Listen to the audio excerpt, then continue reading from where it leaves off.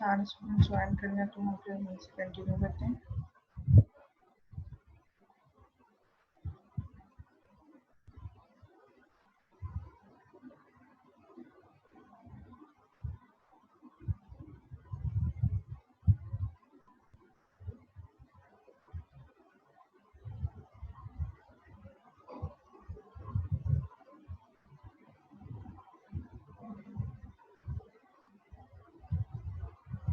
ठीक है, तो कोई भी लैंग्वेज आप यूज़ करेंगे उसका स्पेसिफिक कंपाइलर उसके कोड को MSIL में ट्रांसफॉर्म करेगा। And after transforming in MSIL,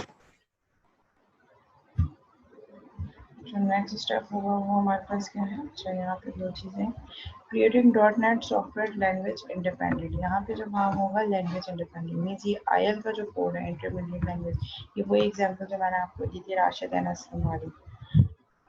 ठीक है, अब ये वाला कोड आप किसी भी और मशीन पे रन करना चाहें जिसमें .NET प्लेटफॉर्म है, रन हो जाएगा। Means that is language independence.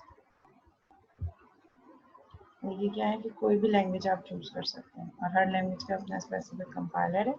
तो ये यहाँ पे हमारे पास क्या है, लैंग्वेज इंडिपेंडेंट एप्लीकेशन। आप VB भी यूज़ कर सकते हैं, C# भी यूज़ कर सकते हैं, और कोई और लैंग्वेज आप जो .NET सपोर्ट कर रहा है वो आप यूज़ करना चाहें, आप वो सारी लैंग्वेजेस कर सकते हैं। हर लैंग्वेज का अपना कंपाइलर है। जो आपने किसी भी लैंग्वेज में कोड किया उसका कंपाइलर उसको क्या करेगा, इंटरमीडिएट लैंग्वेज में ट्रांसफॉर्म कर देगा।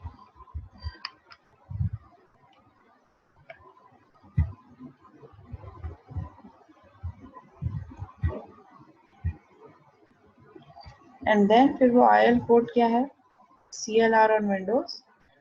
ठीक है, एक मशीन है मेरे पास विंडोज पे और दूसरी मशीन है जो मोबाइल प्लेटफॉर्म है, और दोनों पे ही .NET जो है वो इंस्टॉल्ड है। अब इसका CLR क्या होगा, विंडोज पे वो विंडोज के अकॉर्डिंग ही मशीन कोड में ट्रांसफॉर्म करेगा, और जो CLR ऑन मोबाइल प्लेटफॉर्म है वो क्या करेगा, वो अकॉर्डिंग टू मोबाइल प्लेटफॉर्म इस IL को मशीन कोड में मोबाइल के अकॉर्डिंगली रन करेगा, एग्जीक्यूट करेगा। तो IL कोड क्या है हमारे पास, platform independent. Platform independent means कि IL वाला कोड विंडोज पे भी चल सकता है और मोबाइल प्लेटफॉर्म पे भी चल सकता है। That is platform independence as well.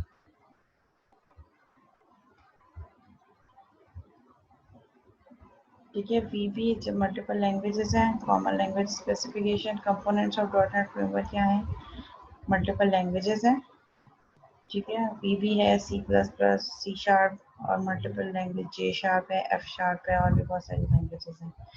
फिर इनके बाद जो नेक्स्ट लेयर है हमारे पास, that is common language specification. Common language specification क्या चीज़ दे रही है, क्योंकि हमारे पास मल्टीपल लैंग्वेजेस हैं, सो और जो एक ही प्लेटफॉर्म के अंडर रन हो रही है, so we should have an specification और we should have some standards which should be followed by all the languages. So CLS, Common Language Specification, is the set of rules or set of standards which should be followed by all the languages. ठीक है, तो CLS क्या है, एक standard है जो हर language को follow करना है। यानी कि कुछ सेट ऑफ रूल्स हैं, क्योंकि ये सारी लैंग्वेज एक ही प्लेटफॉर्म के अंदर है और एक ही CLR के अंडर रन होंगी, तो CLR कुछ स्पेसिफिकेशन, कुछ सेट ऑफ रूल्स दे रहा है विच should be followed by all these languages. Next component of CLR is base class library. Base class library means कि कुछ ऑलरेडी जो कंपोनेंट्स हैं जो पहले से बने हुए हैं, उनकी बिल्ट इन क्लासेस और बिल्ट इन मेथड्स पहले से एज अ लाइब्रेरी इंस्टॉल है, स्टोर है। आपने क्या करना है, व्हेन एवर रिक्वायर्ड, आपने रिक्वायरमेंट के बेसिस पे उनको क्या करना है, सिर्फ एक्सेस करना है। जैसे हमने फाइल हैंडलिंग पढ़ी थी, हमने मैथ्स की क्लास के कुछ बिल्ट इन मेथड्स हमने देखे थे, math dot square root, math dot random. Random के लिए तो हमने ऑब्जेक्ट बनाया था। ठीक है, तो वहाँ पे भी स्टैटिक और नॉन स्टैटिक मेथड्स का ओवरव्यू आता है कि जो स्टैटिक मेथड्स हैं वो क्लास के नाम के साथ एक्सेस होंगे, और जो नॉन स्टैटिक मेथड्स हैं वो डायरेक्ट इसके साथ कॉल होंगे आपके पास। पहले उस क्लास का ऑब्जेक्ट बनेगा and after calling creating the object you can use that method with that object. So ये जो है base class library. And then जो सबसे लोअर लेयर है हमारे पास, that is common language run time CLR, जो कि ओवरऑल कोड की फंक्शनैलिटी को क्या कर रहा है, एग्जीक्यूट कर रहा है। ये एग्जीक्यूशन कैसे होगी, मेमोरी में स्पेस कैसे देनी है, मेमोरी को फ्री अप कैसे करना है, टाइप सेफ्टी कैसे करनी है, एक्सेप्शन हैंडलिंग कैसे करनी है, ये सारी किसकी रिस्पॉन्सिबिलिटी है, CLR की। ठीक है, अब लैंग्वेजेस कौन कौन सी हैं जो CLR सपोर्ट कर रहे हैं? Any language that conforms to the common language infrastructure. CLI specification of the .NET can run in the .NET runtime. ठीक है, वो सारी लैंग्वेजेस जो हमें CLS जो एक इंफ्रास्ट्रक्चर है उनको फॉलो कर रहे हैं, वो सारी लैंग्वेजेस कौन सी होंगी? .NET की सपोर्टेड लैंग्वेज होंगी। उनमें हमारे पास कौन कौन सी लैंग्वेजेस हैं? VB, visual basic, C#, C++, J#, CLI version of Java, Java का जो है वो कमांड लाइन वर्जन है, A#, CLI version of Ada, L#, CLI version of Lisp, Iron Ruby, CLI version of Ruby. यानी कि ये different languages हैं। Actual language कौन सी है? जावा, एडा, लिस्प एंड रूबी, जिसका हमने ओवरव्यू प्रोग्रामिंग लैंग्वेजेस में भी देखा था।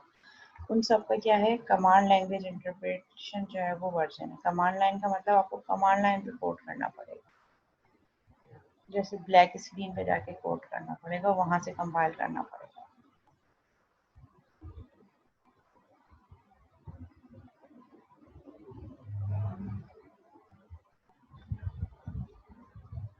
वासी आपकी फर्स्ट क्लास है और मेरे ख्याल में आपने अभी अटेंड किया है। अच्छा, CLI is common language infrastructure. अच्छा, जब .NET का जो प्लेटफॉर्म है ये एक इंफ्रास्ट्रक्चर मेंटेन कर रहा है। इंफ्रास्ट्रक्चर मीन CLI कि हमारे पास कुछ स्टैंडर्ड्स हैं, कुछ रूल्स हैं, उसके अंदर स्टैंडर्ड्स भी हैं, रूल्स भी हैं, पॉलिसीज भी हैं, गाइडलाइंस भी हैं, सारी चीज़ें हैं। जो भी लैंग्वेज वो CLI उस इंफ्रास्ट्रक्चर को फॉलो कर रही है, ठीक है, वो .NET की लैंग्वेज है। और जो भी कोड आप ये जो .NET लैंग्वेज की सपोर्टेड लैंग्वेजेस हैं उनको यूज़ करते हुए लिख रहे हैं, उस कोड को हम क्या कह रहे हैं? Managed code. आप जो भी कोड लिखेंगे VB में, जो भी कोड लिखेंगे C# पे, जो भी कोड लिखेंगे A# में, ये क्या होगा? ये सारा मैनेज कोड होगा। मैनेज कोड कौन सा होगा? वो code which is targeted to the CLI सिर्फ उसी कोड को जो है वो रीड कर सकता है जो .NET की सपोर्टेड लैंग्वेजेस में आपने राइट डाउन किया, दैट इज मैनेज्ड कोड। और अनमैनेज्ड कोड क्या होगा? लेट्स से आपने C लैंग्वेज पे कोई कोड लिखा है और उस C लैंग्वेज के कोड को आप टारगेट कर रहे हो CLR पे, तो वो कभी भी CLR उसको नहीं ट्रांसफॉर्म कर सकेगा क्योंकि वो उसकी सपोर्टेड लैंग्वेजेस के अंदर नहीं यूज होगी।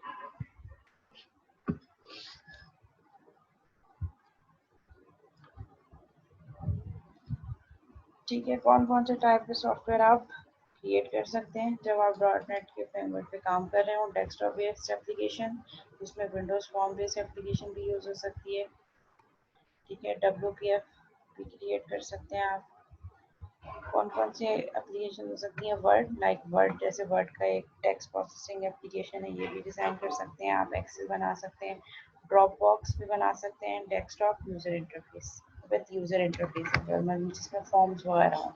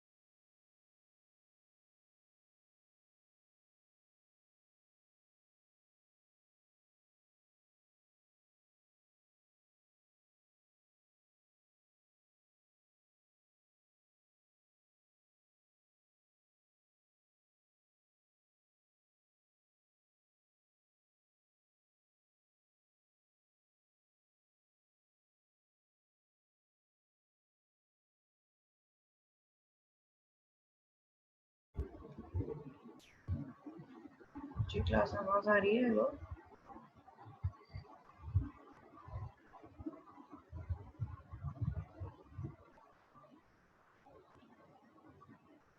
ओके। ठीक है। सो हमारे पास desktop based application Windows presentation, WPF stand for Windows presentation foundation, जिसमें हमारे पास किस तरीके से हम UI बेस्ड एप्लीकेशन डिज़ाइन कर सकते हैं जिसमें यूज़र इंटरफेस भी हो। ठीक है। अब जब हमने PF में पढ़ा था तो उस पर हम सारा काम क्या कर रहे थे, ब्लैक स्क्रीन पे, मीन्स मेन्यू भी हम ब्लैक स्क्रीन पे जनरेट कर रहे थे। इस दफ़ा हम जब ऑब्जेक्ट ओरिएंटेड प्रोग्रामिंग के कोर्स में हम user interface UI based application design करेंगे। UI बेस्ड मीन्स इसमें फॉर्म्स हो, बटन हो, आप बटन पे क्लिक कर सकते हैं, you can interact with the screen. इस तरीके की एप्लीकेशंस हम डिज़ाइन करेंगे। You can also create web applications जिसमें ASP.NET, एक्टिव सर्वर पेजेस.NET की एप्लीकेशन आप क्रिएट कर सकते हैं। Application like Facebook, YouTube, Dropbox, web user interface, जिसमें जो वेब के यूजर इंटरफेस पे रन हो सकते हैं। और you can create service based backends, WCF services. WCF means Windows communication foundation services, जिसमें आपने चैट बॉक्स टाइप एप्लीकेशन होती है स्काइप, जिसमें मल्टीपल यूजर्स को कम्युनिकेट करना हो, एक नेटवर्क बनाना हो, तो आप इस तरीके की एप्लीकेशन पे डिज़ाइन कर सकते हैं। अभी जो हमारे इस कोर्स में फोकस है which is desktop based application using Windows Form application. Windows Form WinForm use करते हुए हम desktop based application डिजाइन करेंगे एज अ प्रोजेक्ट। ठीक है। हमारे पास जो है Microsoft provides a comprehensive integrated development environment. ID क्या होती है? एक ऐसा प्लेटफॉर्म जो वन एंड ऑल हो, जिसपे कोड भी आप वहीं पे करें, कंपाइल भी वहीं करें, रन भी वहीं पे करें।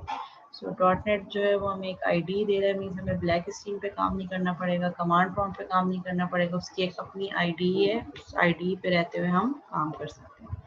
Microsoft provides a comprehensive integrated development environment।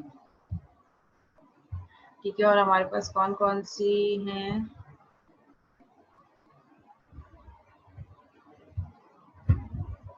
Visual studio, visual web developer, visual basic, visual C#। Different IDEs हैं विजुअल स्टूडियो। विजुअल स्टूडियो के अंदर आप किसी भी लैंग्वेज को कोड करना चाहे कर सकते हैं। Visual web developer, web based development करनी है तो फिर आप वेब डेवलपर वाली आईडी ओपन करेंगे। विजुअल बेसिक टोटली VB का एक अपना जो है वो आईडी है। इसी तरह विजुअल C# जो है वो C# लैंग्वेज की अपनी आईडी है। तो अगर आपने कोड करना है अभी इस लेवल पे तो you can use visual studio, और फिर वहाँ पे जाके आप लैंग्वेज से ओपन कर सकते हैं C# लैंग्वेज। और आप डायरेक्ट विजुअल C# ओपन करेंगे तो वो फिर आपको, फिर आप उस पर भी काम कर सकते हैं। तो दोनों ऑप्शन आप यूज कर सकते हैं, अदर विजुअल स्टूडियो और अदर विजुअल C#।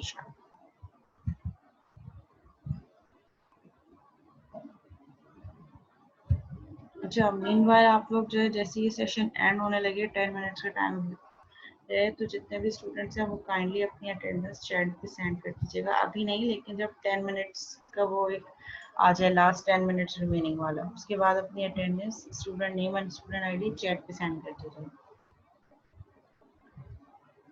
ठीक है। Visual studio and .NET framework कैसे काम कर रहा है? हमारे पास विजुअल स्टूडियो मल्टीपल लैंग्वेजेस हैं, कॉमन लैंग्वेज स्पेसिफिकेशन है, फिर आपके पास लेयर है जो जिसमें आप ये डिटरमाइन करें कि आपने किस टाइप की एप्लीकेशन डिजाइन करनी है।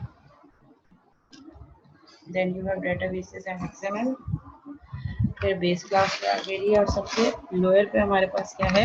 Common language run time, CLR।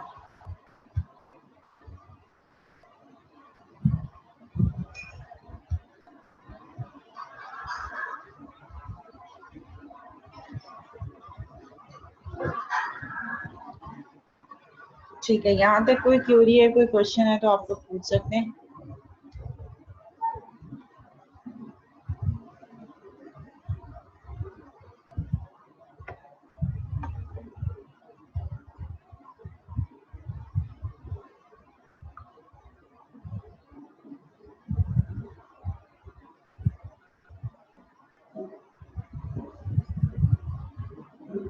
अच्छा, group project proposal 3 members maximum.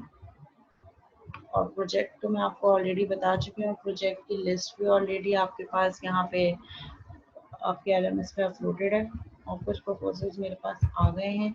अच्छा, एक प्रपोजल आया था ये आशिर तलहा नवेस इकबाल, एवोकेशन के नाम का एक आपका प्रोजेक्ट है। ठीक है। तो उसमें जो है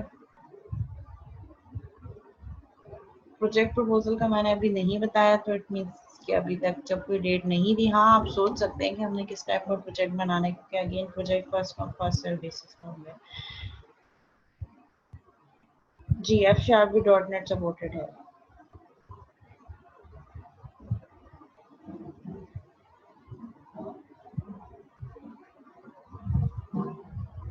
प्रपोजल की अभी मैंने कोई डेट नहीं दी कि प्रपोजल कब सबमिट करवाना है, तो अभी प्रपोजल आप अभी एक माइंड में एक रफ आइडिया बना सकते हैं, लेकिन कुछ स्टूडेंट मुझे अभी भी प्रपोजल सेंड कर रहे हैं। मैंने कोई डेट नहीं बताई, लेकिन अगर कोई करना चाह रहा है तो वो कर सकता है। अच्छा, प्रपोजल का दूसरी चीज़ ये कि एक प्रपोजल मैंने जो रिसीव किया है वो ज़ैर आपके ग्रुप का है, ठीक है। तो उस प्रपोजल में प्रॉब्लम ये है कि ई-एटीएम अब बहुत पुराना हो गया, अब ई-एटीएम पे कोई काम नहीं करेगा ये, उसके अलावा कोई नई चीज़, कोई नया आइडिया लेकर आए।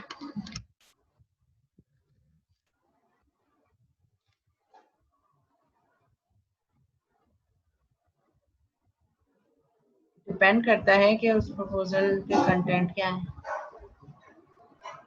जैसे वो जो एवोकेशन वाला है वो तो मैंने एक्सेप्ट कर लिया, आशिर खान, तलहफ, फैसल और बेसिक वाल का,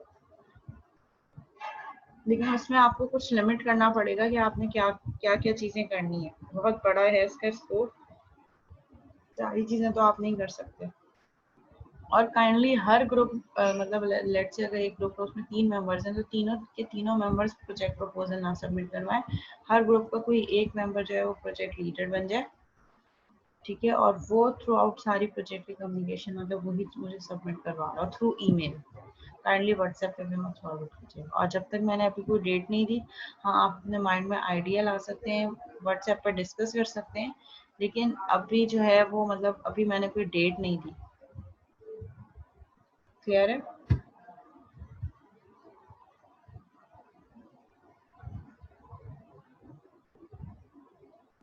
जी फर्स्ट कम फर्स्ट सर्व, जब फर्स्ट कम फर्स्ट सर्व, जो सबसे पहले आ गया वो पहले अप्रूव हो जाएगा। लेकिन हम उसके लिए भी एक डेट का क्राइटेरिया रख लेते हैं ना, लेट से हम 4th वीक रखते हैं, अगर आज हमारा 2nd वीक है तो हम आफ्टर 4th वीक जो हमारा 5th वीक है, 5th वीक की कोई भी एक डेट में आपको कोई भी डेट दे देती हूँ, कोई क्राइटेरिया दे देती हूँ। लेट से 5th वीक में हमारे पास क्या डेट होगी, अक्टूबर, बहुत लेट नहीं हो जाएगा, या 4th वीक में सबमिट करवा दें। ओके 26 टू 28 सितंबर, 3 डेज, 26, 27, 28, 26 से आप सबमिट करवाना स्टार्ट कर सकते हैं, 28 इज द लास्ट डेट, जो फर्स्ट कम जो पहले आ गया 26, 28 तक उसको हम एक्सेप्ट कर लें। लेकिन मीनवाइल आप अपने आइडियाज मुझसे डिस्कस कर सकते हैं व्हाट्सएप के ग्रुप में कि हम ये बनाना चाह रहे हैं।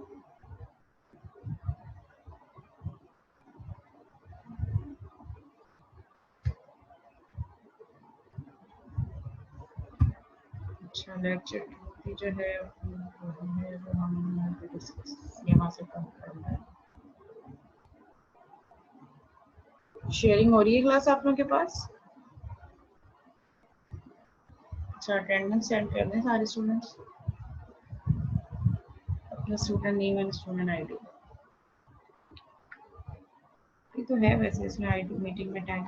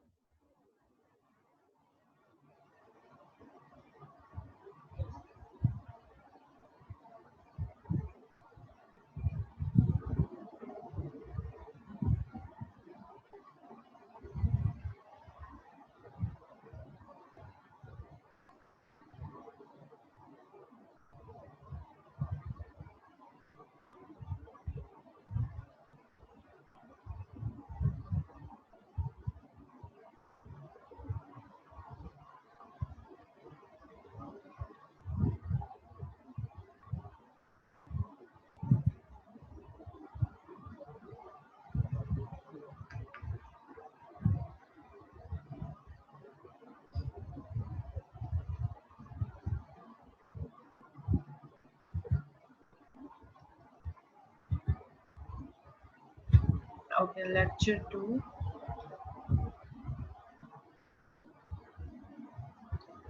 Concepts of O. ठीक है, अब हमने डॉट नेट का फ्रेमवर्क कंप्लीट कर लिया। डॉट नेट कैसे काम करता है, कौन कौन सी मल्टीपल लैंग्वेजेस की सपोर्ट है हमारे पास, ठीक है, कौन कौन से कंपोनेंट्स हैं डॉट नेट के और वो किस तरीके से वर्क कर रहे हैं, ये सारी चीज़ें हमने डिस्कस कर ली। अब तो हमारे पास नेक्स्ट है that is overview of object oriented programming क्या होती है। तो सबसे पहले हम इसमें देखेंगे कि what are object.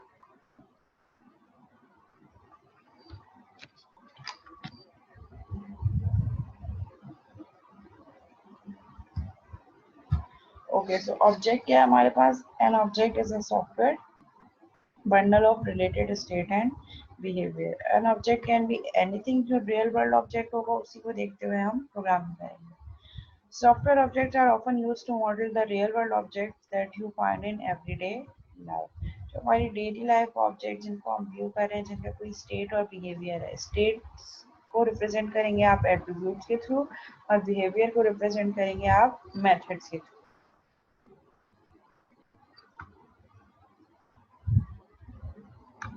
Objects are key to understand object oriented technology, और ऑब्जेक्ट के थ्रू ही आप ऑब्जेक्ट ओरिएंटेड टेक्नोलॉजी को अंडरस्टैंड कर सकते हैं।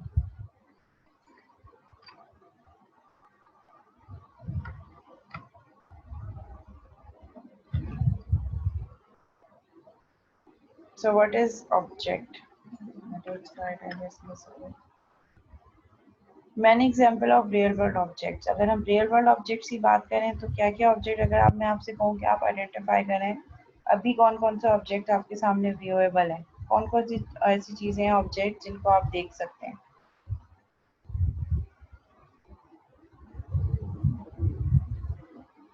लैपटॉप होगा आपका, मोबाइल होगा, पेन होगा, बुक होगी, इसके अलावा और क्या चीजें हो सकती हैं, टेबल होगी, चेयर हो सकती है। ठीक है, so object can be anything जिसकी फिजिकल वर्ल्ड में एग्जिस्टेंस है। कप हो सकता है, ठीक है, वाटर बॉटल हो सकती है, ईच एंड एवरीथिंग जिसकी फिजिकल वर्ल्ड में एग्जिस्टेंस है दैट इज एन ऑब्जेक्ट।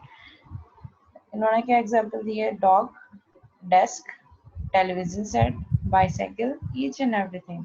और आप इन रियल वर्ल्ड ऑब्जेक्ट्स की दो कैरेक्टरिस्टिक्स हैं आपके पास, वो कैरेक्टरिस्टिक्स क्या हैं, दे ऑल हैव स्टेट, सबका कोई ना कोई स्टेट होगा, and they all have behaviours as well. For example dogs have state, इसका name, colour and breed, and behaviours barking, fetching, wagging tail etcetera. Bicycle also have state, state क्या चीज बता रहा है, एट्रीब्यूट्स, और बिहेवियर्स क्या बता रहे हैं, वो मेथड्स या वो बिहेवियर्स जो वो ऑब्जेक्ट परफॉर्म कर सकता है। तो अगर हम बाइसाइकिल की एग्जांपल लें तो स्टेट क्या होगा, current gear, current pedal Cadence, current speed क्या है, और बिहेवियर क्या होगा, चेंजिंग गियर, आप गियर चेंज कर सकते हैं, चेंजिंग पेडल कैडेंस चेंज हो सकती है, applying brakes, you can apply brake as well. So these are the behaviors and states are जो उसका current state या current attribute अभी क्या है। यहाँ तक किसी को कोई confusion, कोई सवाल माइंड में ऑब्जेक्ट से रिलेटेड?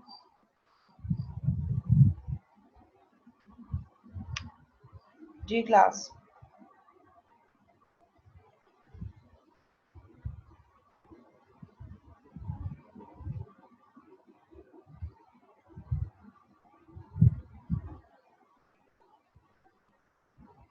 एग्जिस्टेंस हो जिसकी,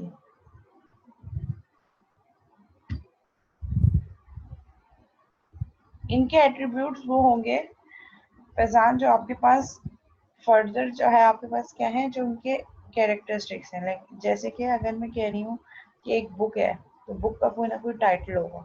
तो टाइटल क्या है मेरे पास, एक स्ट्रिंग फॉर्मेट में होगा, तो इसके हम वेरिएबल डिक्लेरेशन कैसे करेंगे, क्लास बुक स्ट्रिंग टाइटल। फिर बुक का ऑथर नेम हो सकता है कि ऑथर क्यों कौन है उसके, तो वो भी स्ट्रिंग से रिलेटेड है, तो string author name. Year of publication integer होगा, इंट ईयर ऑफ पब्लिकेशन। तो जो वेरिएबल डिक्लेरेशन है that are attributes. Number of pages हो सकते हैं, ठीक है, और जो है उसके अलावा जो है हमारे पास हम ये भी कर सकते हैं कि number of chapters in the book में भी हो सकता है, तो हम उसको इंटीजर रखेंगे।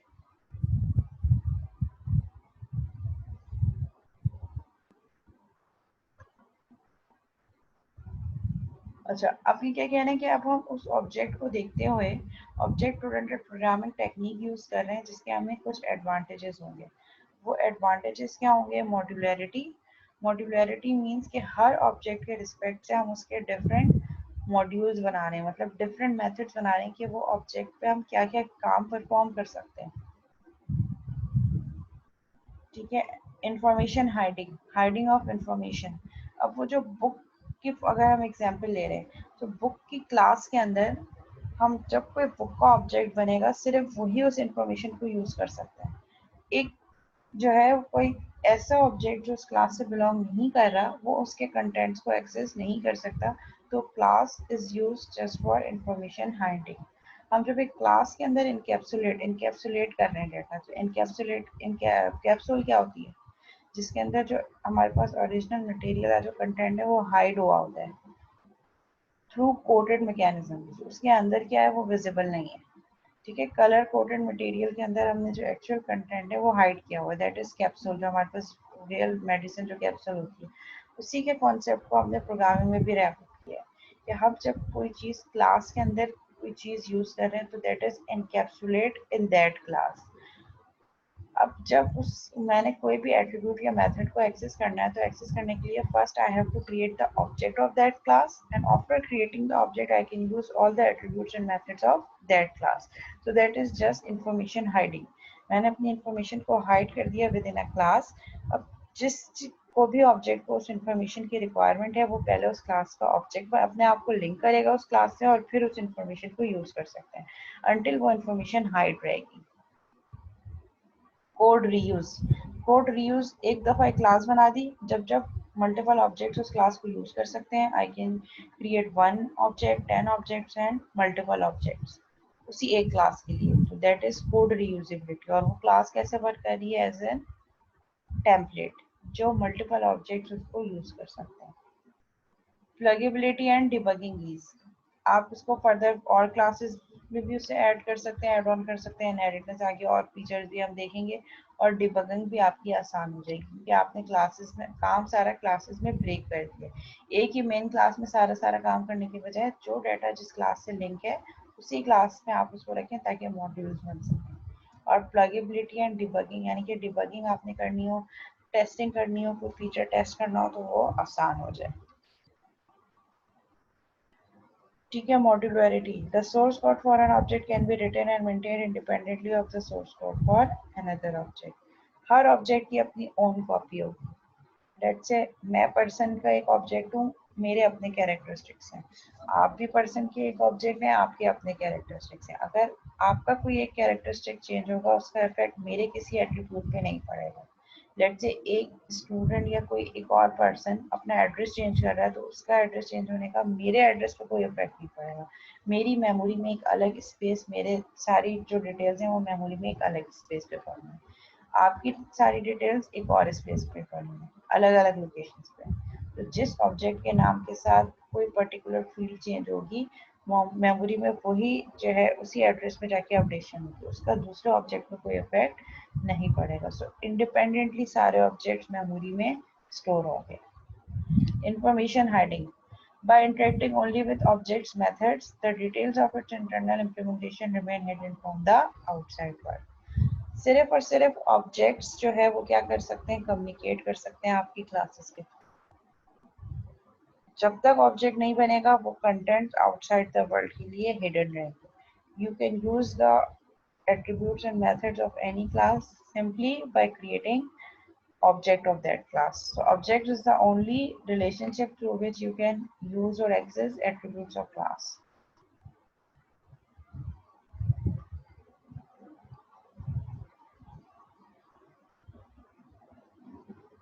Code reuse. If an object already exists written by another software developer, you can use that object in your program. कि अगर किसी और पर जो है वो डेवलपर ने लिखा है तो आप उसको अपने प्रोग्राम में भी यूज कर सकते हैं। This allows specialist to implement test debug complex task specific object. ठीक है, एक क्लास बना ली, अब उस क्लास के जो है कुछ ऑब्जेक्ट हो सकता है वो राशिद ने अपने पास बनाया, हो सकता है उसी क्लास के मल्टीपल ऑब्जेक्ट असलम ने अपने पास बनाया हो, लेकिन क्लास वो एक ही है। अब वो क्लास असवन को दोबारा अपने पास नहीं राइट डाउन करनी पड़ेगी। तो क्लास फ्लैश ने डिजाइन कर लिया, असवन सिर्फ उस क्लास को क्या करेंगे, अपने पास एक एज ए टेम्पलेट यूज करेंगे और उसके मल्टीपल ऑब्जेक्ट्स असवन भी क्रिएट कर सकते हैं। So that is code reusability. Pluggability and debugging ease. If a particular object turns out to be problematic, you can simply remove it from your application.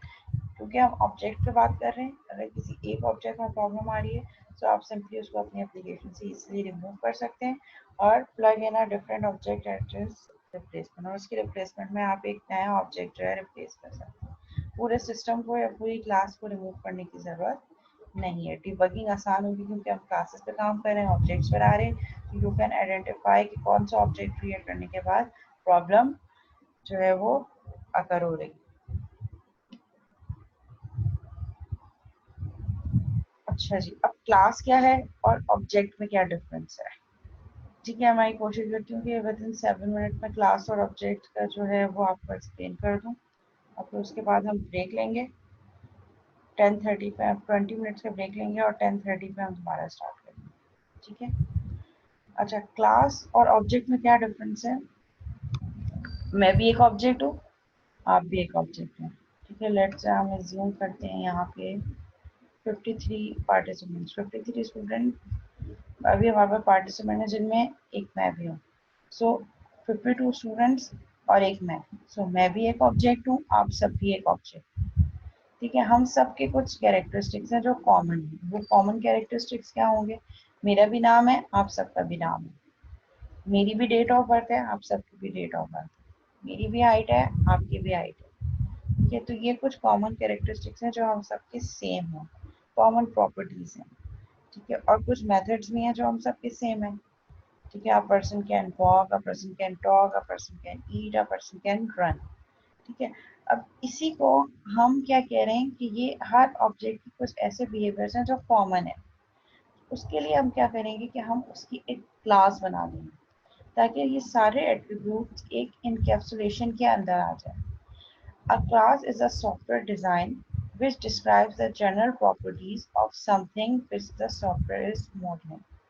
जिस चीज़ की आप मॉडलिंग करना चाह रहे हैं, मॉडल करना चाह रहे हैं अपने सॉफ्टवेयर के रिस्पेक्ट से, आप उसको एक क्लास बना दें, और उस क्लास से बनाने के बाद individual objects are created from the class design for each actual thing.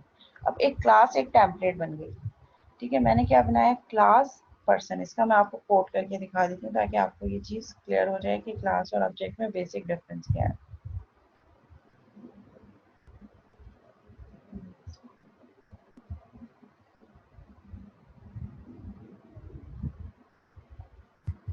अच्छा जी, स्क्रीन शेयरिंग हो रही है आपके पास एडिटर की।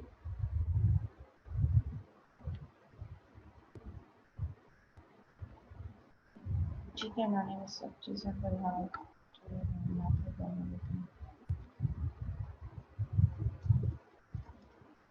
लेट से मैंने यहाँ पे एक क्लास बनाई, पब्लिक क्लास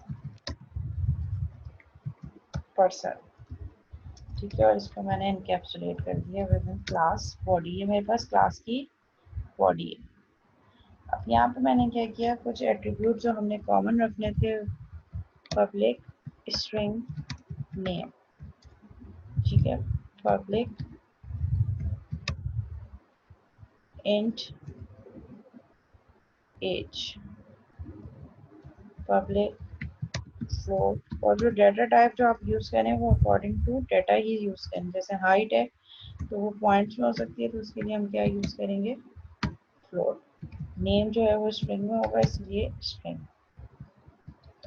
ठीक है, ये मैंने एट्रीब्यूट्स रख दिए। और फिर अब हम मेथड डिजाइन करने जा रहे हैं। सो पब्लिक वॉइड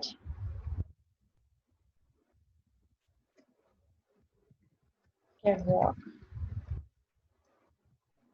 ठीक है, सिंपल जो हम जैसे मेथड्स क्रिएट करते थे। मैं यहाँ पर अंदर लिखें कंसोल डॉट राइट लाइन, इसी को प्रिंट करवा देते हैं, नेम प्लस कैन वॉक। ठीक है, और एक मैं मेथड बना देती हूँ जिसमें ये सारी डिटेल्स पर्सन की प्रिंट हो जाए। Public void print all. ठीक है, इसको हम कैसे प्रिंट करवाएंगे?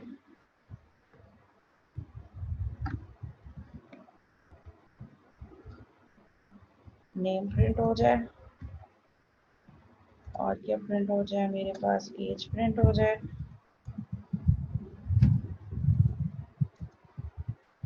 और क्या प्रिंट हो जाए मेरे पास?